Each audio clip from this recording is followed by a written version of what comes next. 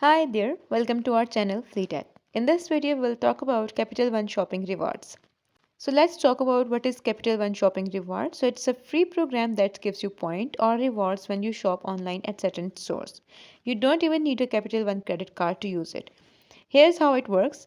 First, you install the Capital One Shopping extension on your browser and you can just use their website. It's quickly totally free. So, what you can do is when you will shop online, let's say you are buying something from Walmart or Best Buy, the tool pop ups and show you if that store offers reward or you have any coupon code. You will see a message like earn 5% back and shopping rewards. When you make that purchase, Capital One track it and you will earn points.